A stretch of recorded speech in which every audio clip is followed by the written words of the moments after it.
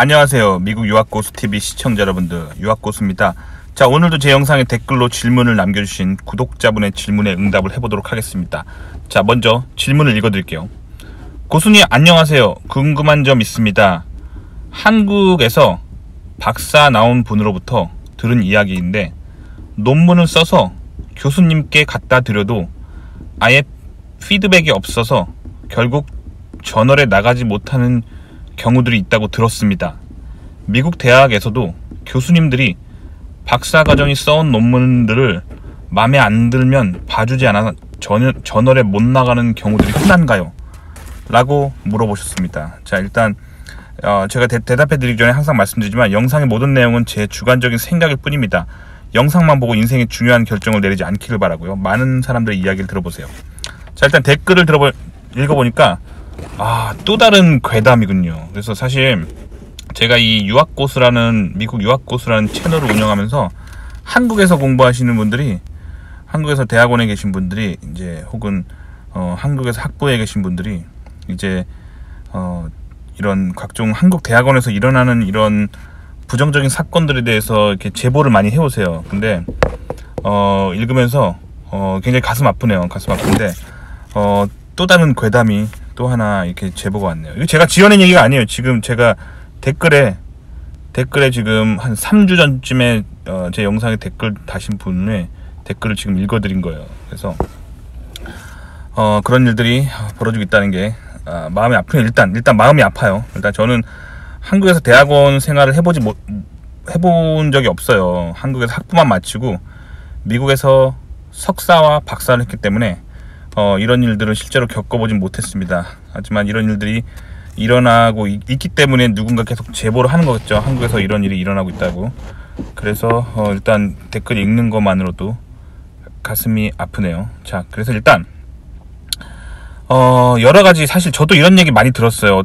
언제 저는 이런 얘기 많이 들었냐면, 이제 제가 미국에서 석사과정이 있으면서 한국에서 석사과정을 마치고 미국으로 박사를 오시는 한국인 형님들이 계시고, 또 어떤 분들은 한국에서 박사과정을 하고 계시다가 중퇴하고 그냥 미국으로 와버리시는 분들도 계세요. 이제 그래서 그런 분들이 이제 자신이 인생에 살아온 얘기를 하잖아요. 그러면 이제 한국에서 지도교수한테 상처받은 얘기들 많이 하시더라고요. 저도 사실 많이 들어봤어요.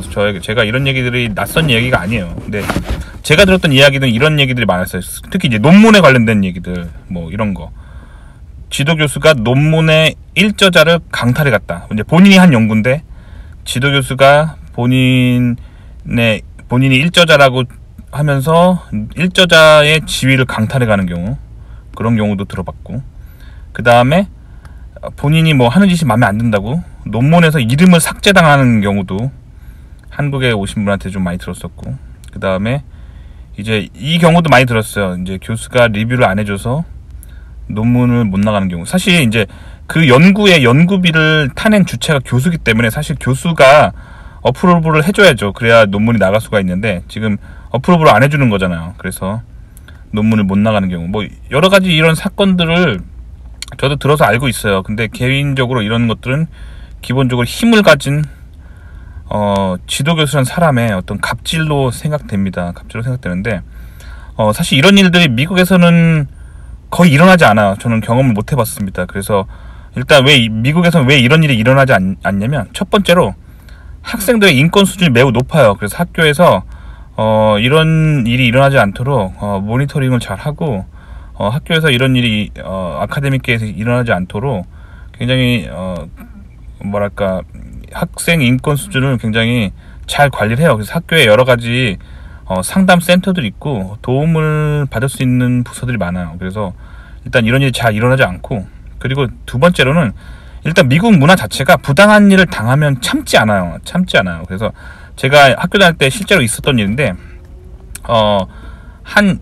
성추행 사건인데, 성추행은 전 세계 어디서나 일어날 수가 있어요. 인간은 성적인 욕구를 가진 존재고, 그리고 변태적인 성욕을 가진 사람은 전 세계 어디나 있어요. 근데 어쨌든 어떤 일이 있었냐면, 제가 예전에 다녔던 학교에서 제가 그 50위권에서 어떤 학교를 다녔었는데, 그때 이제 석사과정이었어요.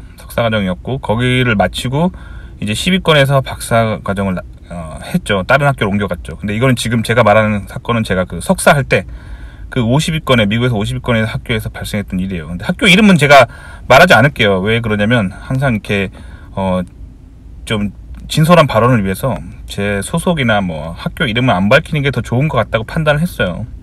어쨌든 거기서 무슨 일이 있었냐면 한 여학생이 이제 교수님 방에서 단둘이 상담을 하고 있었는데, 이제 그 교수님이 성추행을 했어요. 성추행 같은 걸 좀 해가지고, 그때 이 여학생이 참지 않고 바로 경찰에 신고해가지고 경찰이 잡아갔어요.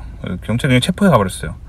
그러니까 미국 문화 자체가요, 어떤 부당한 일을 당하면 참지 않아요. 여성들이 만약에 어떤 성추행을 당하면 참지 않아요. 바로 신고해버려요, 경찰에. 그래서 경찰이 바로 체포해 가버려요. 뭐 그런단 말이에요. 또 어떤 사건도 봤냐면, 제가 미국에 처음 도착했을 때 석사 첫 학기 때 차가 없어가지고 버스 타고 다녔거든요. 근데 버스에서 한 여고생이 그 버스를 타고 있었고, 그 뒤에 정말 키가 한 190 정도 되고 온몸에 털이 숭숭 난 정말 근육질의 남자가 서 있었어요. 근데 이 사람이 막 그 여학생을 성추행하는 거예요. 근데 뭐 그런 일은 어디서나 일어날 수 있겠죠. 근데 그 다음에 일어난 일이 굉장히 놀라웠어요. 일단 제가 그걸 목격했고, 그래서 제가 그거를 막아야겠다고 막 생각하고, 저 뭐야 하고 어떻게 도와줘야 되나 하고 딱 하는 찰나에 그 여고생이 바로 뒤를 돌아서더니 그 덩치 큰 근육질의 남성의 눈을 딱 똑바로 쳐다보면서,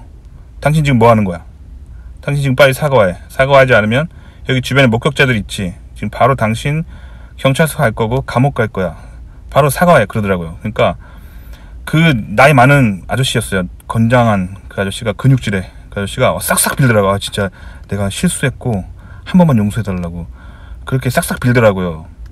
근데 실수였겠어요. 그게 성추행범 맞지. 근데 어쨌든 그렇게 싹싹 비니까 그 여고생이 용서해 주더라고요.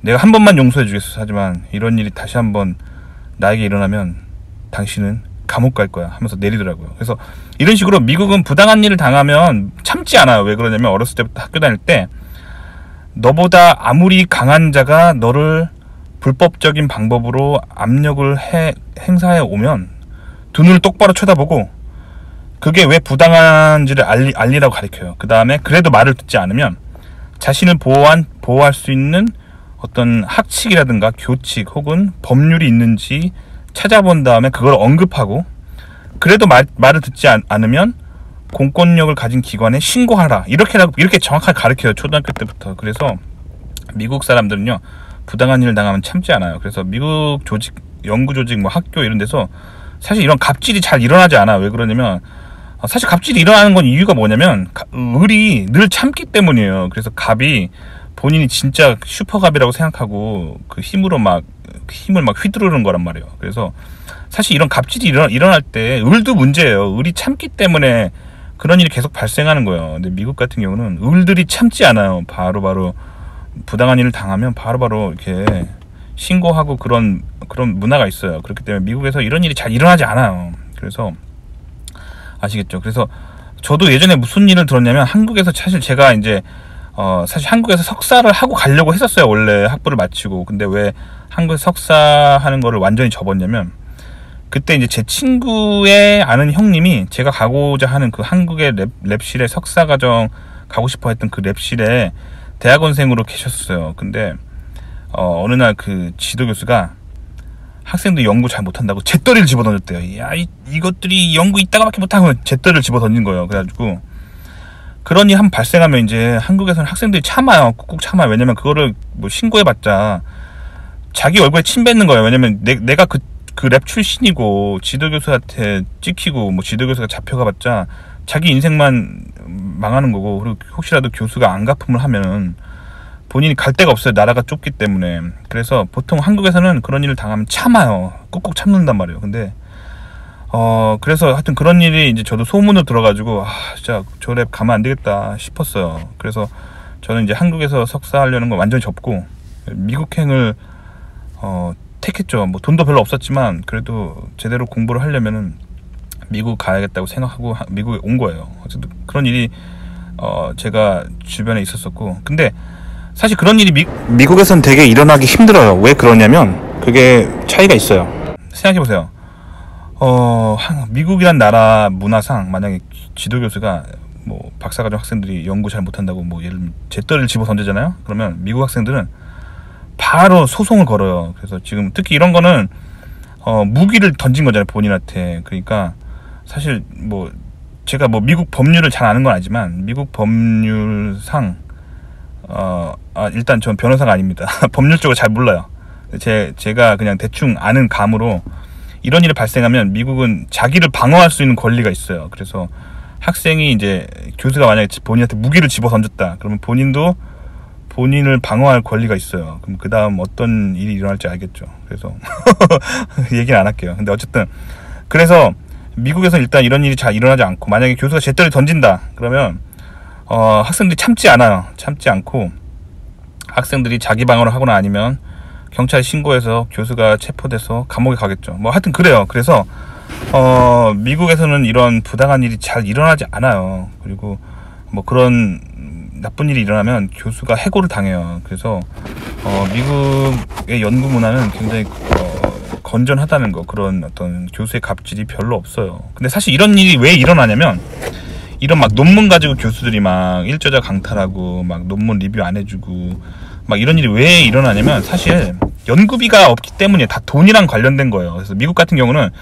재정 상태가 우수하잖아요. 그래서 교수님들이 연구 프로젝트를 수행할 연구비가 많아요. 그래서 막 교수도 사실 이제 살다 보면 자기 논문이 필요하거든요. 그러면 연구비가 많기 때문에 자기 연구는 자기가 해요. 그래서 교수도 논문을 쓴단 말이에요. 그리고 학생도 논문을 쓰고, 학생이 자기가 쓴 논문은 미국은 학생 거예요. 그래서 저는 제가 미국에서 석박사 과정에서 연구하면서 제가 연구했던 거에 일저자는 다 제가 먹었어요. 아시겠죠? 그리고 제가 일저자를 먹지 않은 게 딱 한 건 있는데, 그건 언제였냐면 제가 박사 졸업하면서 쓰고 있던 논문이었는데, 그때 제가 취업이 돼가지고 제가 교수할 게 아니었기 때문에 그 논문에 더 이상 관심이 없었어요. 왜냐면 박사기 이미 받았는데. 그래서 그냥 교수랑 쌩 까고 나가버렸어요. 쌩 까고 나간 후에 뭐 몇 년 후에 그 논문 제 이름을 검색해 보니까 제가 2저자로 되고 교수가 1저자로 돼가지고 제출했더라고요. 근데 그거는 뭐 저는 합리적이라고 생각해요. 왜냐면 제가 그 연구를 하다가 그 연구한 파일들이랑 뭐 그런 것들을 그냥 교수가 준 컴퓨터에 남겨놓고 그냥 좀 가버리고 그냥 제가 쌩 깠어요. 더 이상 논문 쓰고 싶지 않아가지고. 그런데 교수가 거기 남아있는 그 찌꺼기를 가지고 잘 활용해가지고 논문을 자기가 멋지게 써가지고 어디 저널에 냈더라고요. 그리고 교수가 했기 때문에, 교수가 제출했기 때문에, 교수가 1저자 먹는 건 합리적이죠. 그리고 2저자라도 넣어준 게 어디예요. 고맙죠. 어쨌든 저는 취업해가지고 논문에 더 이상 관심이 없어가지고 마지막 박사 때 논문은 그냥 그런 식으로 버려버리고 나왔어요. 하여튼 그랬었고, 근데 어쨌든 계속 얘기하자면 이런 논문 가지고 장난치는 일들이 미국에서는 잘 일어나지 않은 게 연구비가 많기 때문이에요. 그래서 교수가 연구비가 많아서 그 연구를 수행할 인간도 많고 본인 연구를 수행할 연구비도 있기 때문에 굳이 막 제자 논문을 뺏으려고 하지 않아요. 일단 다 돈 때문에, 돈이 좀 여유롭기 때문에 그러는 거고. 그리고 교수가 만약에 행정 업무가 바빠요. 예를 들면 연구 자재를 사기 위해서 뭔가 많이 구매를 해야 되고 귀찮은 일이 많으면 미국 대학들은 연구비와 재정 상황이 우수하기 때문에 교수를 서포트 해줄 수 있는 행정 사무 직원을, 비서 같은 거를 만들어서 교수를 서포트하게 해줘요. 그렇기 때문에 박사과정 학생들이 그런 잡일을 하지 않아요. 박사과정 학생들은 연구만 할 수 있죠. 그래서 이제 한국에서 막 석박사 하다 보면 지도교수의 행정 업무까지 막 교수가 떠넘겨서 한다는 얘기를 많이 들었는데, 미국에서는 그런 일이 일어나기가 쉽지 않아요. 왜냐면 재정 상태가 우수하기 때문이죠. 아시겠죠? 그리고 논문에 관해서 본인이 뭐 열심히 연구한 거면은 교수한테 리뷰해달라 그러면 다 해줘요. 뭐 그냥 지도 교수들이 그런 일들은 미국에서는 다 해주기 때문에 저는 이런 일이 일어나는 거를 미국에서 경험한 적이 없습니다. 그리고 한 가지 제가 또 경험을 나눠드리자면, 사실 제가 미국에서 석사 때 제 첫 논문을 썼었는데 그때 논문이라는 걸 한 번도 써본 적이 없고, 그리고 이제 그때는 제가 굉장히 한국적인 정서를 가지고 있었어요. 뭐 지금은 미국에서 오래 살아서 미국을 잘 이해하지만 그때는 굉장히 한국적인 정서를 가지고 있었단 말이에요. 그래서 제가 석사 때 그 첫 논문을 쓸 때는 정말 한국적인 생각으로 가득 차 있어서 그때 지도교수랑 같이 논문을 써가지고 지도교수를 1저자로 이렇게 올려드린 게 예의가 아닐까, 내가 2저자로 해야 되는 게 아닐까, 뭐 그런 생각을 했었어요. 근데 사실 그 논문에 3저자로 참여했던 분이 계셨는데, 제가 그때 이제 의대랑 조인트로 의료장비 연구를 했기 때문에 3저자로 참여했던 게, 제가 이제 연구했던 그 연구단체에 소속된, 물론 저는 공대 소속으로 연구를 했지만, 그때 이제 의과대학에 의사선생님이 3저자로 참여하셨어요. 근데 이 의사선생님이 한국인 분이셨어요. 그러니까 정확히 말하면 초등학교 때 미국으로 이민 오셔가지고 미국에서 의대 나오고 의사가 되신 분이셨어요. 그래서 그런 분이 계셨어요. 그래서 그분이 3저자로 참여했었는데, 이분이 한국말을 잘 못하셨어요. 영어가 더 이제 익숙해지셔가지고 영어를 잘하고, 한국말 하면 막 발음이 이상한 거 있잖아요. 뭐 나 한국말 잘 못해요, 뭐 그런 거 있잖아요. 그런 식으로 말씀하시던 분이셨는데, 어쨌든 제가 교수를 1저자로 하고 제가 2저자로 하고 그 사람을 3저자로 해가지고 논문을 쓰려고 하니까 이분이 그러더라고요. 너 그렇게 할 필요 없어, 그러더라고요. 미국에서 말이야, 그러면서 이제 얘기를 해주시더라고요. 그래서 미국에서는 연구를 실제적으로 주로 수행한 사람이 무조건 1저자가 된다고 하더라고요. 그렇기 때문에 학생 논문은 무조건 학생 1저자가 된다고 하더라고요. 그래서 교수에게 따로 물어볼 필요 없이, 교수 눈치 볼 필요 없이 네가 한 연구니까 네가 1저자가 맞아. 그리고 본인은 이 연구를 보조하고 보조 데이터를 만들어줬기 때문에 내가 2저자가 맞아. 그리고 교수는 펀드를 제공하고 최종 리뷰를 해줬기 때문에 이름이 제일 뒤로 가야 된다고 하는 거예요. 그리고 보통 이런 경우는 너가 졸업한 후에도 교수는 그 연구를 계속 할 거기 때문에 교수는 교신저자, 즉 밑에 코레스펀딩 오서라고 해서 그냥 이메일 넣는 저자 있잖아요. 그 논문 맨 아래쯤에 거기에 교수 이름이 들어가고 교수 이메일이 들어가고 뭐 교수 연락처가 들어가는 건 괜찮지만, 네가 한 연구기 때문에 네가 1저자가 돼야 된다고 하는 거예요. 그런 식으로 미국에 대한 커멘트를 많이 해주셨어요. 그래서 그분이 한국말을 이렇게 서툴게 하시고 잘 못하셨지만, 그런 미국 문화는 저보다 훨씬 많이 아셨기 때문에 그런 거를 다 알려주셨어요. 그래서 제가 1저자가 되고 그분께서, 그 의사 선생님께서 2저자가 되고, 교수 이름이 제일 뒤로 가서 그렇게 논문을 냈죠. 그렇게 논문을 썼었고, 제가 이분한테 그런 미국에 관한 것들을 처음에 한국적인 문화로 가득 차 있을 때 이분이 코멘트를 많이 해주셨어요. 이분이 항상 그런 코멘트를 많이 해주시면서 저한테 그런 얘기 많이 해주셨어요. 너 있잖아, 그 한국적인 생각을 미국에서는 깨야 돼 하면서 이렇게 조언을 많이 해주셨어요. 그래서 저도 이분한테 너무 이렇게 고맙고, 저보다 나이도 되게 많으셨어요. 의사 선생님이니까. 하지만 이제 그런 미국의 어떤 먼저 오신 선배로서 조언을 많이 해주셔가지고 저도 고마웠죠. 그래서 되게 고마웠어요. 그래서 나중에 친해졌었고, 나중에는 이제 제가 복도에서 만나면 이렇게 미국식으로 인사를 많이 했어요. 뭐 이분 이름이 라스트 네임은 한국식으로 킴, 리, 팍 이런 식으로 라스트 네임은 그렇게 한국적인 라스트 네임을 가지셨지만, 퍼스트 네임은 존 이런 식으로, 이거 가명이에요. 이런 식으로 미국 이름을 쓰시는 분이셨어요. 그래서 복도에서 만나서 제가 친해진 후에 복도에서 만났는데, 제가 그래서 굿모닝 존 그랬더니 이 형님이 그러시더라고요. 형이라고 불러 임마 그러시더라고요. 그래서 너부터 그 한국적인 생각 깨라고. 하여튼 어렸을 때 미국 오셔가지고 이 미국에 태어나지도 않고 나이 들어도 온 것도 아닌 이런 분들 보시면 약간 정서가 묘해요. 약간 이게 한국 정서도 아니고 미국 정서도 아니고 이렇게 믹스된 약간 묘한 그런 컬처를 가지고 계시죠. 그래서 그 형이라고 불러 임마 그러더라고요. 어쨌든 제가 이런 얘기를 좀 해드려 봤습니다. 그래서 도움이 되셨길 바라고요. 좋아요와 구독 눌러주시고요. 다음 시간에 또 뵐게요. 안녕히 계세요.